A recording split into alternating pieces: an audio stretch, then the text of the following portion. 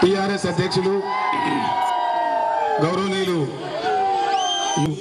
తెలంగాణ ముద్దు బిడ్డ మన నల్గొండ బిడ్డ రిటైర్డ్ ఐఏఎస్ అధికారి శ్రీ రామ్ లక్ష్మణ్ గారు, శ్రీ గోయల్ గారు, సాంబయ్య గారు, వేదికను అలంకరించిన ఇతర మిత్రులు, సభలో ఆసీనులైనటువంటి మా సమ్మక్క సారక్కలైన మా తెలంగాణ తల్లులకు, గణపురం నియోజకవర్గ వరంగల్ జిల్లా పులిబిడ్డలైన మా అన్నదమ్ములకు, పాత్రికేయ మిత్రులకు అందరికీ వందనం, శుభాభివందనం, తెలంగాణ ఉద్యమాభివందనం. ఎలక్షన్ జరుగుతా ఉంది. ఈ ఎలక్షన్ ఎందుకు వచ్చింది, అసలు ఏ కారణం చేత వచ్చింది, దీని ఇలా గణపురం నియోజకవర్గ ప్రజలు బాగా ఆలోచించవలసినటువంటి అవసరం ఉంది. ఈ ఎలక్షన్ ఒక ప్రత్యేకమైన కారణం మీద వచ్చింది. ఇది మామూలుగా 5 ఏళ్లకు ఒకసారి వచ్చినటువంటి ఎలక్షన్ కాదు. దీని వెనుక ఒక పెద్ద కథ ఉన్నది. మరి ఇందులో ఎవరు నిలబడుతున్నారు?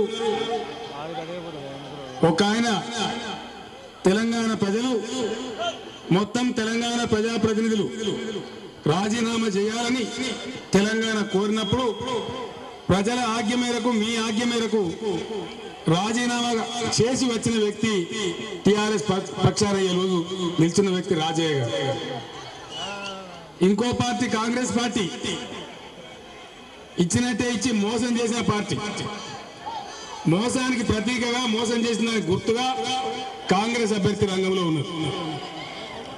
ఇక ఇంకో పార్టీ చమత్కారాల పార్టీ తెలుగుదేశం పార్టీ అభ్యర్థి కడియం శ్రీహరి మాట తప్పిన మనిషి. చంద్రబాబు మాట తప్పిన నాయకుడు, కడియం శ్రీహరి మాట తప్పిన మనిషి. మాట తప్పిన మన ఊళ్ళో మంచినీళ్ళు ఇస్తారా అమ్మా? మాట తప్పిన పిల్లలు ఇస్తారా? ఎవడన్నా మంచి సంబంధం ఉన్నది అన్న బిడ్డని ఇస్తావా అంటే ఏగా మాట తప్పిన గాడి కొడుకు ఇస్తాను అంటారు మనలో. ఇద్దరికిద్దరు మాట తప్పిండు. ఎవరు? చంద్రబాబు నాయుడు, కడియం శ్రీహరి. డిసెంబర్ 8 నాడు చంద్రబాబు నాయుడు తెలంగాణకు మేము పూర్తిగా మద్దతు ఉంటాం, మీరు బిల్లు పెట్టండి, తీర్మానం పెట్టండి అని ముఖ్యమంత్రి రోజే అసెంబ్లీలో అడిగి డిసెంబర్ 9 నాడు రాత్రి ప్రకటన రాగానే మాట మార్చి అట్లెట్లు ఇస్తారు తెలంగాణ. ఎవరిని అడిగింది ఉంటాడు బాబు దిగరాదా? ఎందుకంటే చంద్రబాబు నాయుడు తెలంగాణ మీద మాట తప్పిండు. ఇక్కడ కడియం శ్రీహరి ఏమంటాడు? రాజయ్య గారు నా సోదరుడు, రాజయ్య గారు కనుక దేవా బాబాయ్ ఇట్లా మీటింగ్ కూడా కొడతావా? పెద్ద ఎండల వాళ్ళు కూర్చుని రాజయ్య గారు మేమందరం ఉద్యమంలో ఉన్నాం. తెలుగుదేశం హైకమాండ్ ఒకవేళ మాట తప్పితే హైకమాండ్ కూడా ధిక్కరిస్తాం. ధిక్కరించిన శ్రీహరి, నీ చంద్రబాబు నాయుడు మాట తప్పలేదా?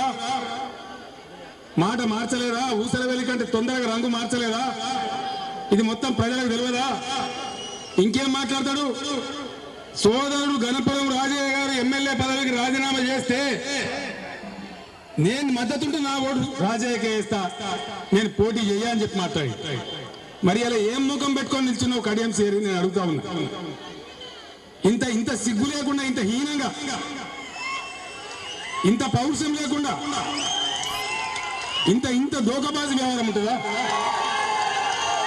ఆ రోజు ఏం మాట్లాడు, ఈ రోజు ఏం మాట్లాడుతున్నా? ఈ రకంగా మాట తప్పినటువంటి పార్టీ ఇంకోటి. మరి మాట తప్పిన ఊళ్ళో మంచినీళ్ళు లేరు. మాట తప్పిన వాళ్ళని గణపురంలో ఏం చేయాలో మరి మీరే నిర్ణయం చేయాలి, ప్రజలే నిర్ణయం చేయాలి. చంద్రబాబు నాయుడు నిన్న మాట్లాడతాడు.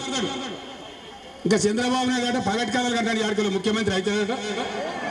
ఉచిత బియ్యం ఇస్తాడట. ఉచిత బియ్యం ఒకడు రూపాయి కిలో అంటాడు, ఉచిత బియ్యం ఉంటాడు. ఎవడు అడిగిండు? రూపాయి ఎవడు అడిగిండు? ఉచితం ఎవడు అడిగింది? నాకు అర్థం కాదు. గోదావరి నీళ్ళు మా వరంగల్ పొలాలకు వస్తే మేమే పెడతాం కదా. ఇంటి ముందర గంగెడ్లు ఆయన వస్తే, బాలసంతలు ఆయన వస్తే మనమే పెడతాం కదా. షాడే వాళ్ళు మిమ్మల్ని బతిలైనా మేము బిచ్చగాళ్ళే కనబడుతున్నాం. మా పొలంలో నీళ్ళు వస్తే పంట పండితే తింటే తాగుతుందా? మీరు ఇచ్చే బిచ్చం మాకు కావన్నా? కిరణ్ కుమార్ రెడ్డి రూపాయి కిలో, చంద్రబాబు నాయుడు ఉచిత బియ్యం. ఇగో ఇట్లా మోసం చేశాడు. నిన్న ముఖ్యమంత్రి మాట్లాడుతున్నాడు మహబూబ్ నగర్. ఏం మాట్లాడతాడు? ఏం చేసినా 11 నెలల నుంచి కేసీఆర్ అంటాడు. ఏం చేసినా తెలుసా? కిరణ్ కుమార్ రెడ్డి, చంద్రబాబు నాయుడు ఒక కథ చెప్తే ఇంటరా? ఎండ బాధ అవుతుందా? చెప్పడేనా? ఓ గొల్లోల పిల్లగాడు ఉన్నాడు. గొల్లోల పిల్లగాడు ఏం చేస్తే పొద్దున్న లేస్తే గొల్లు కొట్టుకొని అడిగి పోతాడు. అడిగి పోయిన పోయి గొల్లను మేపుకొని సాయంత్రం మళ్ళీ దొరికేసి దొడ్డ దొరుకుతాడు. అట్లా రోజు పోతుండే, రోజు పోతే ఒక చిన్నది పెద్ద పులి పిల్ల దొరికింది. మంచిగా అనిపించింది పిల్లగానికి, పులి పిల్ల బాగున్నదని దాన్ని కూడా తెచ్చిండు, సాదుకుంటాడు. ఈ గొర్రెతో కుక్కలతో అది కూడా పెరుగుతాడు. పెరిగింది, మంచిగా పెద్దగా అయింది. 2-3 ఏళ్ళ వరకు మళ్ళా ఒక రోజు గొర్రెను కొట్టుకొని పోయింది. పోయేవారికల్లా బాగులా నిజమైన పెద్ద పులి వచ్చి నీళ్ళు తాగుతాడు. పెద్ద పులిని చూస్తే గొర్రెలు భయపడతాయి కదా, అన్ని వచ్చి షెట్స్ అడుగు దాక్కుంది. ఈ గొర్రెతో పులి ఉన్నది కదా, అది కూడా పోయి దాక్కుంది. పెద్ద పులి నీళ్ళు తాగి మీదకి చూసింది. అరే నువ్వు పులి ఉన్నావు, నువ్వెందుకు భయపడుతున్నావు రా భయాన్ని? నేను పులిని కాదు, నేను గొర్రెని అంటున్నా. అరే నువ్వు పులిరా భయ, నువ్వు గొర్రెవు కాదు. గొర్రెలో పెరిగింది కదా, నేను కూడా భయపడుతున్నా. ఇక రాంతగా నీకు చూపిస్తుందా అని ఆ నీళ్ళకాడికి రప్పించి, నీళ్ళ నీ ముఖం కూడా ఎత్తగా పడుతుందా, గొర్రెట్లో నువ్వెట్లో చూసుకోను. చూసేవారు నిజంగా నేను పులి, అమ్మని పులి, నేను గొర్రెలు కాదని గప్పుడు క్యాలికొచ్చింది ఆ పులి. కేసీఆర్ ఏం చేసినామంటే ఇలా తెలంగాణను ఆంధ్ర మాయలో కొట్టుకొని పోతున్నటువంటి, ఆ ఉరవడిలో కింది మీద అవుతున్నటువంటి, గోల్మాల అవుతున్నటువంటి తెలంగాణ ప్రజలను పులి బిడ్డల్లాగా తయారు చేసిన కిరణ్ కుమార్ రెడ్డి జాగ్రత్త.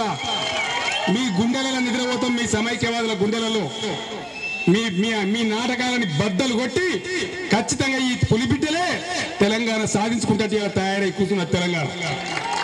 ఏం చేసినామంటే తెలంగాణ ప్రజలందరినీ ఒక పులి బిడ్డలాగా మేము ఇవ్వలేమో, మా అస్తిత్వం ఏందో, మా ఆత్మ గౌరవం ఏందో, మా హక్కు ఏందో నిలబెట్టి అడిగేటువంటి స్థాయికి ఇలా ప్రజలను పెంచుకున్నాం.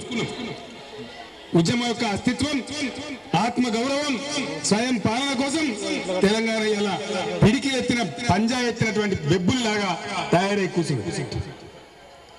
సిఆర్ నేను అభివృద్ధి చేసిన ఇంతకు స్టేషన్ కాన్పూర్ కాన్స్టిట్యూన్సీలో ఓ డిగ్రీ కాలేజ్ గతి ఉన్నదా? డిగ్రీ కాలేజ్ ఏదన్నా? ఇక్కడ బస్సు డిపో ఉన్నదా గణపురంలో? ఒక్క ఫ్యాక్టరీ ఉందా ఏదన్నా? మరి ఏంది అభివృద్ధి అంటే? 2 సడాకులు 3 మంచినీళ్ళ ట్యాంకులు అభివృద్ధి? గా మాత్రం ఎవరు చేసినా చెప్తాడు. సీఎం పుట్టిందే రాజకీయాలలో అజంజాయి మిల్లు పోరాటంలో కార్యకర్తగా వచ్చింది. సిఆర్ సాక్షిగా, చంద్రబాబు నాయుడు సాక్షిగా, సిఆర్ మంత్రి ఉన్నప్పుడే అజంజాయి మిల్లు అమ్మిపారేసింది చంద్రబాబు నాయుడు. ఇగో ఇది ఆయన కథ. మాటలు పెద్ద పెద్దగా మాట్లాడతారు. హైకమాండ్ ధిక్కరిస్తాడు. నిన్న చంద్రబాబు నాయుడు బూట్లు నెత్తి మీద పెట్టుకొని సభ పెట్టిండాడు. ఎందుకు పెట్టాలి?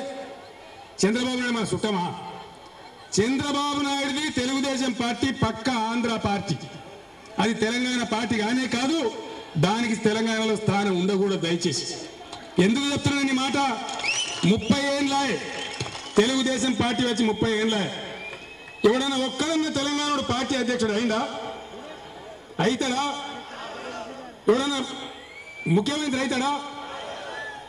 ఇప్పుడు ఎవరున్నారండి పార్టీ అధ్యక్షుడు? చంద్రబాబు నాయుడు. అసెంబ్లీలో ప్రతిపక్ష నాయకుడు ఎవడు? చంద్రబాబు నాయుడు.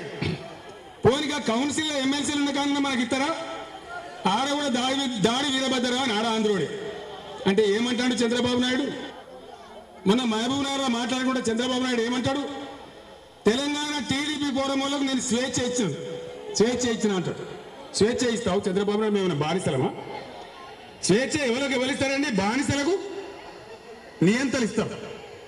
ఎట్లా మాట్లాడుతూ మీ తెలంగాణ ప్రజలు ఖచ్చితంగా మాకు బానిసలే, మీరు 2వ ర్యాంకులనే ఉండాలి. పేపర్లలో ఏమవుతుంది? చంద్రబాబు నాయుడు ఒక అధ్యక్ష పదవి నుంచి తప్పుకుంటే ఎవరు అధ్యక్షుడు అవుతాడని వస్తుంది? బాలయ్య అవుతాడా, తోకయ్య అవుతాడా, ఏకే అవుతాడని వస్తుంది. కానీ కడియంసీఐ పేరు వస్తుందా, మోత్పల్లి నరసింహుల పేరు వస్తుందా? 30 ఏళ్ళుంటే ఎవరు కాలే కాడు.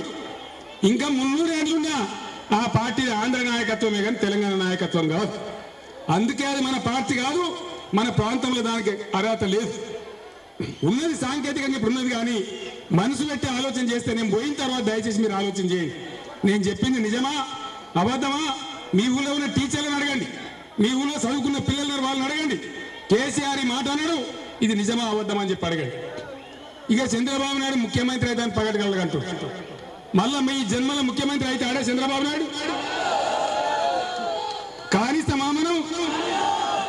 చంద్రబాబు నాయుడు జన్మలో కూడా ముఖ్యమంత్రి కానీ ఏమంటారు ఒకసారి చేయలేవట్లేదు.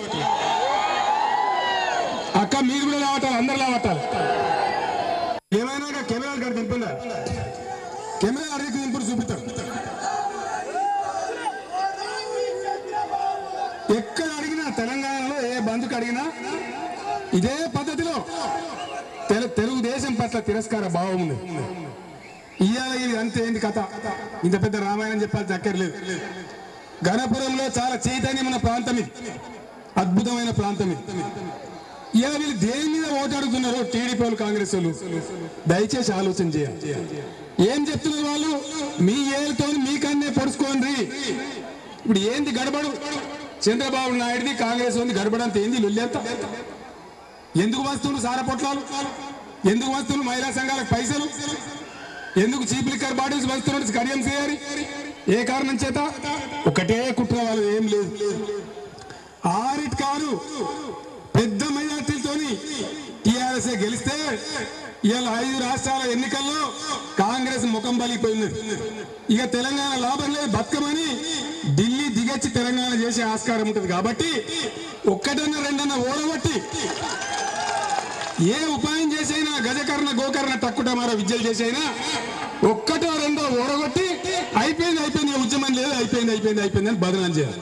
ఇదే కదా మతలం. వీళ్ళు ఆరాధన మీద ఉరుకుడు ఇదంతా ఎందుకు? అందుకే నేను మీతో మనవి చేసేది ఒకటే, గింత ఎర్రటి ఎండలో ఎంత అద్భుతమండి మీ అందరికీ నేను మీ పాదాలకు దండం పెట్టా తప్పలేదు. ఏం చైతన్యం వెయ్యాలో మీరు చూపించేది?